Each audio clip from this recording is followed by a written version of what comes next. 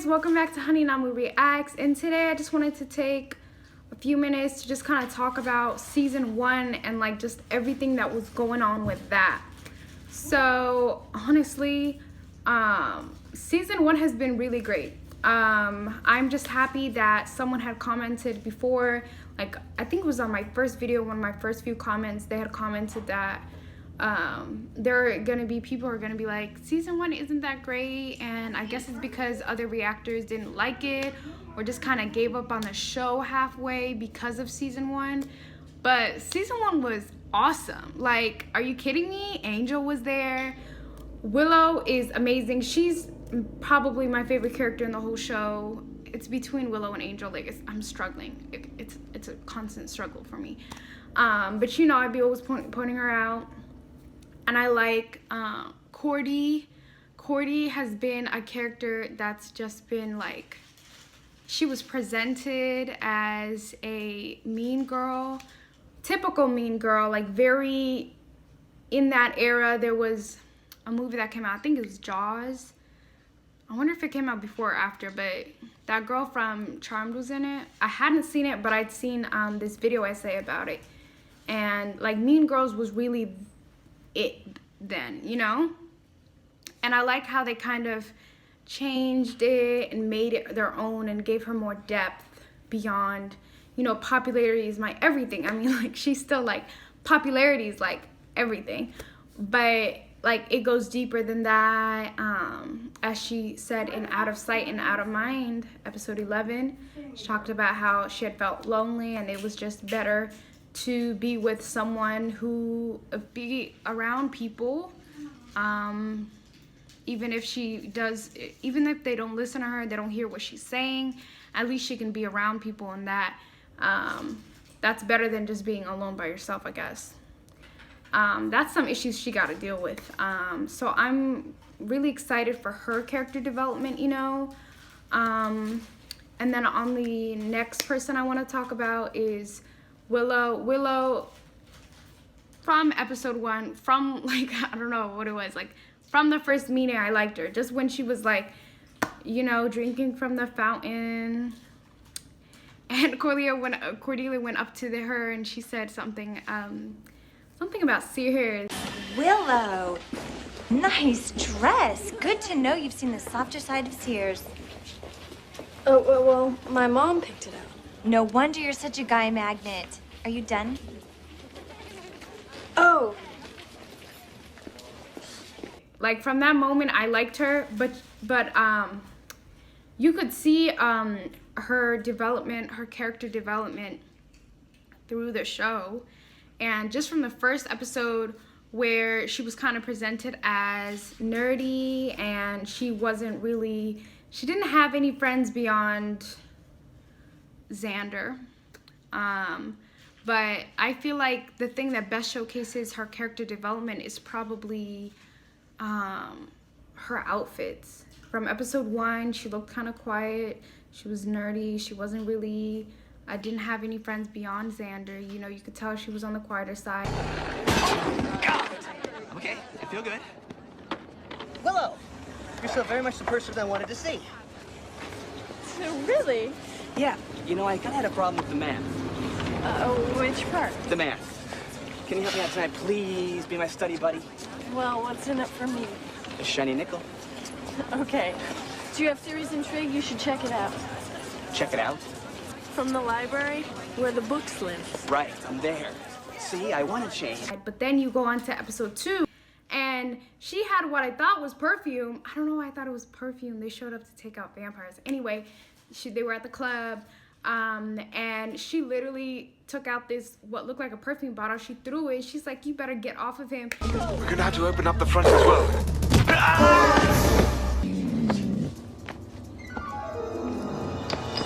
Get off of it!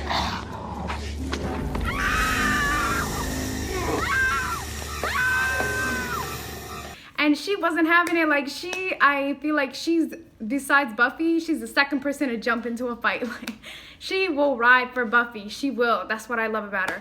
I'm just gonna show a clip here of all her outfits. And you can just see like how her progression from each episode kind of just shows how like she's developed as a character just in the first season, and you'll see what I'm talking about. Like she becomes more let's go, like she's like in episode 11, she was like, is it a witch? Because we've taken a witch, we can take her down, you know, because she's not afraid to take something on, you know. That's what I appreciate about her. And it seems like she's a nice person. She does a lot of research, does a lot of hacking. She's very good at, you know, even just speaking with Giles, and then they can kind of just come together and talk about stuff. One of my favorite scenes from her has to be like in the computer lab when Cordy and Harmony and that random guy with the long hair came out of nowhere. Were talking bad about her, and she was like, how can you say you don't like her? You don't even know anything about her.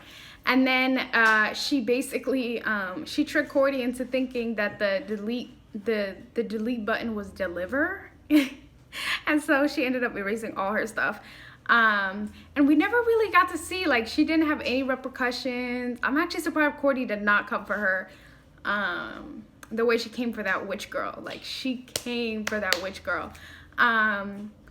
Yeah, I have to say that was one of my favorite moments. And you haven't seen it yet, but this is coming up the same day. But in episode 12, when she, I don't even know what she was doing, but she was really like ready to beat some vampires up. I remember they were crawling out the door on the 12th episode. She took this thing, she was hitting the door with it. I don't know what it was doing, but she was fighting, you know? It was just that she was ready to fight, you know, at any point, you know?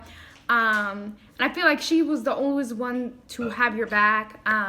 When she had that weird stalker robot demon boyfriend guy in episode, is it 8? And she said, no, I ain't your girl. You used me, you did all these things, I don't F with you. And she attacked him with, I think it was a fire hydrant. Like, she was not playing. Like, that's what I love about her. I was omnipotent. I was everything. Now I'm trapped in this shell. Malcolm! Remember me, your girlfriend? I think it's time we break up, so maybe we can still be friends. She comes off a different way, but you can see her development and her being more and more badass. And I feel like season 2, she's gonna be even more of a badass. Like I want to see more of Willow. On to our next character, Buffy. Okay, so Buffy, honestly, I just want to make it clear, I have seen Angel episode like 1 through around 3. So if you want to sign off now, you can. I'll just put the minute that you can skip to. If you haven't seen Angel and you don't want to be spoiled, I have it down below here. But basically, I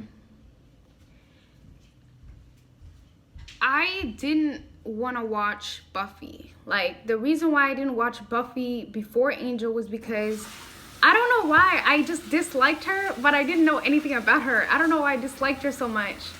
I didn't want to watch it. I don't know if it was because my sister had been watching at the time, and I don't know, the way Buffy came off just from her look, I didn't want to watch it. I know I shouldn't have done that because she's an awesome character, but I kind of, and then when I was watching Angel, I didn't really like her that much. If you remember the episode, again, spoiler alert, like when this girl Faith, bro, I don't even know who Faith was. I really just ruined myself for Buffy because I think she's in Buffy and she's introduced in Buffy. But basically Faith was going through it and she was like, you know what, I want to change. I don't want to be this toxic person anymore. I don't want to do these things to myself. I don't want my life to be like this. And Angel was willing to help her, and then Buffy just was not having it. Like, he thought that they were dating or they were a thing, and that he had betrayed her in some way.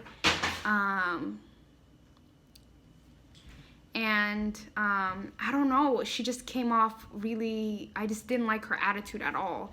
And maybe I was just judging her on before I got to see like however many seasons. I think it breaks off at like season 3 or 4 of Buffy. So, you know, I'd have to see everything that she went through, what was going on with Faith, because Faith and Angel, she was pretty violent, you know, like unnecessarily violent. She just looked like she was going through stuff, and she was like really strong. I think they said she was a slayer. I don't even know how that worked. I thought that was one at a time. But basically it was like that, and I didn't like her that much. But then fast forward to like a few months after, I just stopped watching Angel because I was like, you know what? Let me give Buffy a chance because I want to see who it was that Angel fell in love with. I want to see like all the context on Wesley. I want to see all the backstory on them. And that red-haired guy, I want to know who he was because he was cool in that one episode. I don't remember his name, but he was really cool. I just want to see all that. So fast forward, and I'm watching Buffy the Vampire Slayer, and I'm like, dude, she's awesome. Like, for one, she got the style. She really came with the style. I'm gonna say that. Like, they never miss with her outfits. Let me show you a few of them. All of them. Excellent. Chef kiss. 2, she has a great personality. Like, I can relate to her, you know? And she's pretty sarcastic, and I feel like for a girl who hasn't been hunting, who's like her slayer business has really disrupted her life, gotten her into trouble, caused trouble for her parents, and it was revealed later on that her parents had separated. So she had that whole her parents being separated, and she lived with her mom. She only saw her dad occasionally, from what I could see. So she didn't want to cause trouble, but you know, she's the slayer, you know, and you know, there's a lot of you know, expectation, and you know, there's vampires, she has to deal with them. She can't just let them, you know, kill people. And so she burned down that whole gymnasium. I want to see what was going on with that. I think someone commented that it was in the movie, so I want to check that out. The movie. Comment down below if I should watch the movie. I'll have to edit it hella to be on YouTube, but I'll have the full reaction on Patreon if there's enough people who want me to watch it, because I might watch it. What was I on? Yeah, so like after she came to Sunnydale High, she met Cordelia. No, I think she met Cordelia first. One of the first people first, or it was Xander. I forget which one. But she had met Cordy, and Cordy was super nice, and just like she seemed to like her vibe. But the fun part of the Black Plague is that it originated in Europe, how? As an early form of germ warfare. If you'll look at the map on page 63, you can trace the spread of the disease into Rome and then north. Thanks. And this popular plague led to what social changes? Steve?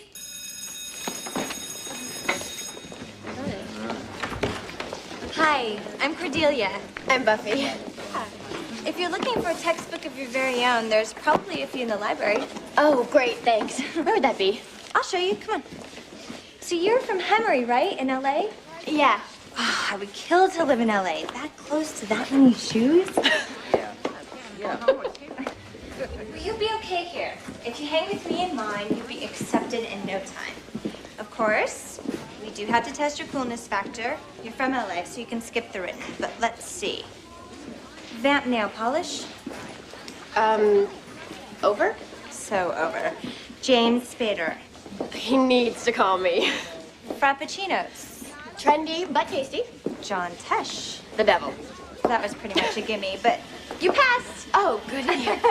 You know, they was vibing out, and I was like, yes, friends. And I'm like, okay, wait, you know, maybe they are friends, you know? And I was excited because I wanted this whole friendship to work, but then they couldn't be friends because Cordy was on some BS, being mean to Willow for no reason. Like, there's no reason to come for Willow. She ain't never do nothing to you, you know, except wear that awful dress. I'm gonna say it. We all know it. It wasn't cute. It wasn't it. The outfit wasn't it, you know? So I have to say that she, you know, Cordy was on her stuff. And Buffy decided not, decided not to judge her on just that one behavior, you know? She gave her a chance. She was like, you know what? She's been really nice to me. When Xander said something about her, I guess, he said, you know, she's been really nice to me since I came here, and I'm not trying to jeopardize that, so we'll just kind of see like how she is. And that's when I was like, you know what, I mess with Buffy, you know, I mess with her. That's when I knew. And three, she can kick ass.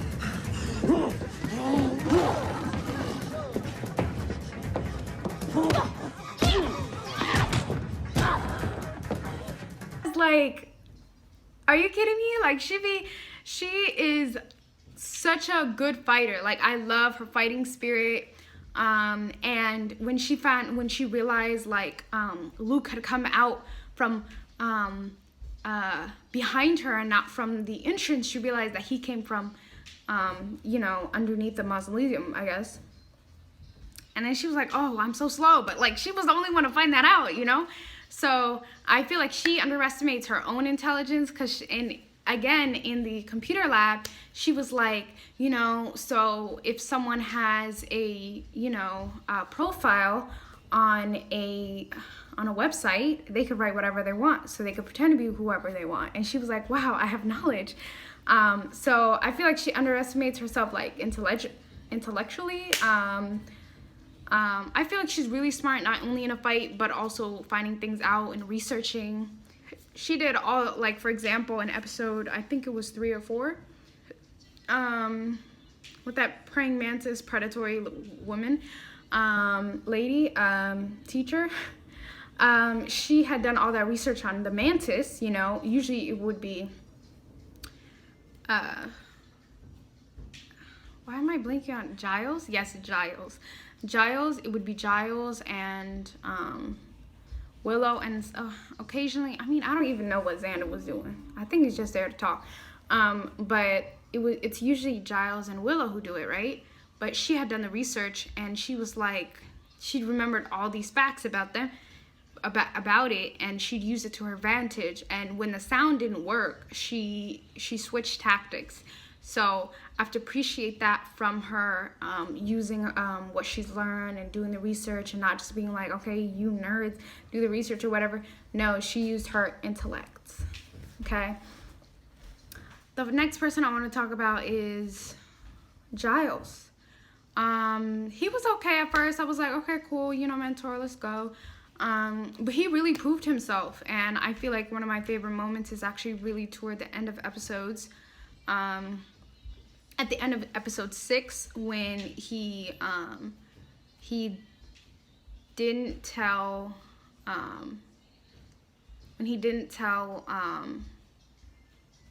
the girls that Xander remembered what happened, and I was like, oh, they're sparing his feelings, but he was pretending not to know because he was embarrassed about what happened.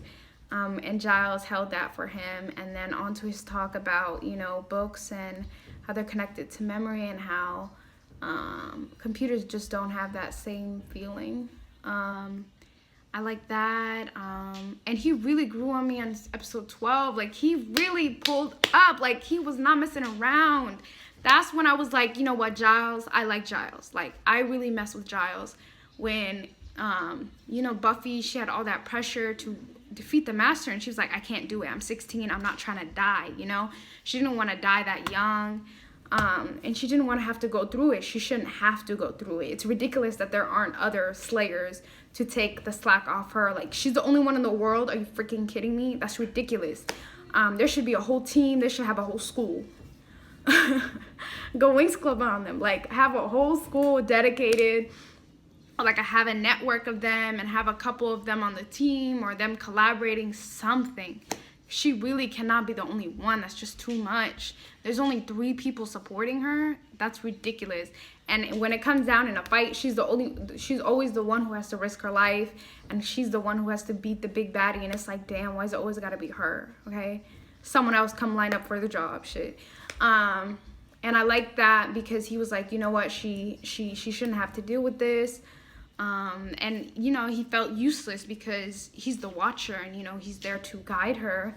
But he can't do anything else. Like, even if she were to die, she had said, you know, who's gonna replace me? Do you think she's gonna, will she be taught with you? Will you teach her, or will they send someone else? And she just realized how replaceable she is, you know?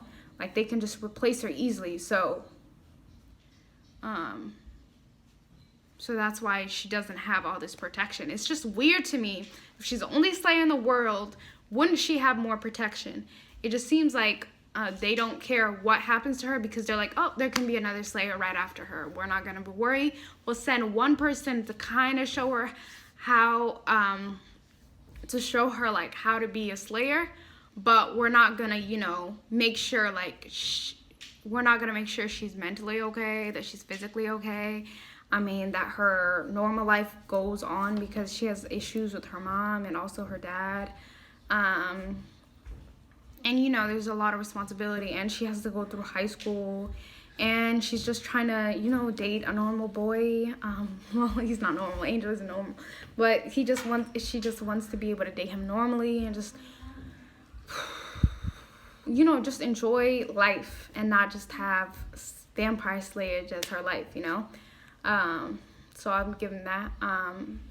And when Giles was like, you know what, I'm gonna face the master, and he was like, you shouldn't have to do it, I'm gonna do it. He was really ready. I mean, he couldn't have done anything, you know, probably would have died within seconds, but at least he was willing to do it, you know. He was willing to go to that length so she wouldn't have to sacrifice her life. But in the end, not only she had to face her fear of the master, but they all had to come together and kind of work together to defeat him. And I don't know why, but I really love that scene where it's Xander basically like telling Angel, like, you need to help me go and show me where it is. Like, he doesn't go and tell him, hey, come save her, you know, because you're stronger than me, come save her. He says, you need to tell me where he is so I can go and help her, you know. And Angel, from the first time he appeared, he just seemed scared of the master. He didn't want to be around him. Even when he was around Darla, he seemed, I'm not gonna say helpless, but he just didn't seem like he was intent on attacking her or doing anything against her, you know. I know they have a past just from watching Angel, but he didn't go anywhere near the master. Anytime the master was on screen, he was gone. Like, they put this man in for 2 minutes. So as I said before, I actually said it in episode 12, my reaction that's gonna be up soon, what I thought of, you know, Angel just being put in there to help. But you never see him face to face with the master. You never see them, you know, interact. And I was hoping for that, and they just kind of killed him, and they could have really had that whole Angel confronting his fear of the master. There's Buffy confronting her fear of facing the master, and there's two people who are fear facing him. They could have, you know, both struggled and tried to fight against their fears, but wasted opportunity. I guess he's gone, like he's not coming back or anything, so that's a shame. This is becoming a long ass review. I have to say that overall the season was really, really good, and I think it had to do with not just the characters being great, our little gang, our little group being good, you know, Willow, Giles, Xander, I forgot to talk about Xander at times, very irritating. I'm just kind of like, shut your mouth, please. And I'm just kind of like, she's signaled so many times that she's not interested in him. Like, she's made it very, very obvious. He is not seeing it at all, or chooses not to see it. And I just feel like that's rude. And then when she says no, he tries to rebound with Willow. And Willow, so proud of her for this. She said, no, I'm not going to be your rebound girl. That's not enjoyable to me. And that's when I realized, you know, he probably does know that she is into him. He doesn't reciprocate, but he's willing to, you know, hurt her in order to, I don't know what he was trying to achieve, make Buffy jealous of someone she wasn't even looking at. She wasn't checking for him, so I don't know what he was trying to achieve, but in doing that, he would have hurt Willow, and she said, you should know better. And I was like, he should know better. He really was gonna hurt his friend like that. But you know, he grew on me, you know. He punched the guy taking organs or whatever, give him that, you know, and he was getting more into research. And I liked how they put him more in the group rather than on the sideline just making jokes, not being helpful. You know, he's helping with the research. He punched a few people, and he really helped with the fight because he was willing to go down there, risk his life to save Buffy. He was the one to resuscitate her when Angel was able to, even though he was super jealous of Angel, and he never even got to know the guy. I hope that becomes a friendship. I want that friendship. I really want it to happen because I feel like they could really draw on it. Yeah, overall, it was a good, really good season. There's the Angel and Angel, and then there's the Angel and Buffy, and I'm like, it's so interesting what only a few years can change, and I just want to see that. I want to see him with Buffy because I ship them so hard. Like, do you understand? They're so cute. God, they're so adorable. I ship them so hard, you know. I want to go and read some Buffy and Angel fan fiction, but I can't because it might spoil me, so I won't until, you know, I get more deeper into the story, or like I can avoid spoilers. But I love them so much. And I'm also hoping to see more vampires, because vampires, most of them are jerks, they're trash. But the ones that are part of the main story, they're hella funny. Like Angel, he's funny. Like, I know he doesn't seem funny, but he's very sweet and generous, but he's also really funny. I like him. The Angel, I said Angel, the Master, hilarious. I loved him. And he was like, he was so integral to the biggest lesson, I think, of the season, which was to face your fear. And Buffy had to face her fear of having to,